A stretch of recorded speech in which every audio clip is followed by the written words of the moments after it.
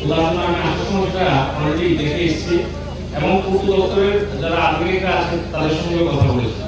তো কথা বলার পর আমি বলেছি যে আগামী 10 থেকে 12 দিনের মধ্যে যেন এটাকে টেন্ডার করা হয় এবং কাজ যেন করা হয়। তো আমি আপনাদের এসব করছি যে আগামী 10 থেকে 12 দিনের মধ্যে টেন্ডার হয়েছে, অথবা বর্ষার শুরু চলছে, কাজ শুরু হতে 1 মাস সময় লাগবে। তো আজকে আমরা দেখছি গত এডিসি নির্বাচনে এখানে আমাদের নির্দল প্রার্থী ছিল, তো সে কাঁঠাল চিহ্নে দাঁড়িয়েছে এবং আমাদের ভালো ভোট তারা পেয়েছে, যার ফলে আমরা জিততে পারি, তার জন্য এটা বড় কারণ ছিল। তো তারা বুঝতে পেরেছে যে ভারতীয় জনতা পার্টি একমাত্র পার্টি যেটা জনগণের উন্নয়নের জন্য কাজ করে।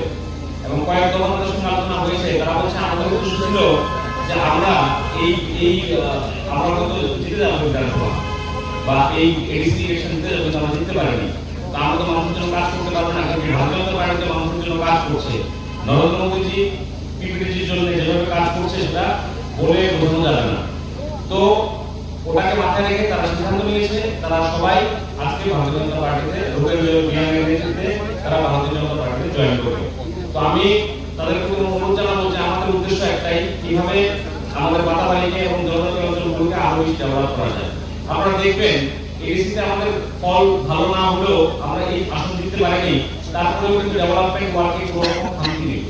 আপনারা দেখবেন যে লাস্ট এলাকাতে দুটো 1 কোটি টাকার উপরে দুটো ফুটব্রিজ অলরেডি সেখানে টেন্ডার করা হয়েছে।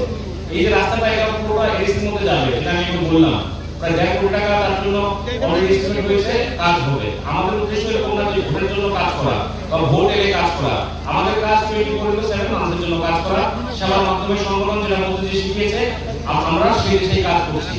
আপনারা শুনলে আরো আনন্দিত হবেন। এখানে মায়াপুর থেকে বড়বাড়ি পর্যন্ত যে রোডটা, এখন এটা কি সলিড রোড, এই রোডটা অলরেডি 6 কোটি টাকার উপরে স্যাংশন হয়েছে এবং কাজ আগামী কিছুদিনের মধ্যে সেই কাজ শুরু হবে। তো আমাদের যে ভিসি গুলোকে নিয়ে যে পরিকল্পনা, এই পরিকল্পনা কিন্তু কোনোভাবে আমাদের বন্ধ নেই কাজ করা। আমরা অলরেডি বিভিন্ন ভাবে কিভাবে এই ভিসি গুলোকে আরো শক্তিশালী করা যায়, 10টা যে ভিসি আছে সারা রাজ্যের মধ্যে মডেল কিভাবে তৈরি করা যায়, সেই বিষয়ে কিন্তু আমাদের সরকার কাজ করছে এবং আমাদের এখানে আমরা সবাই মিলে সেই বিষয়ে কাজ করছি।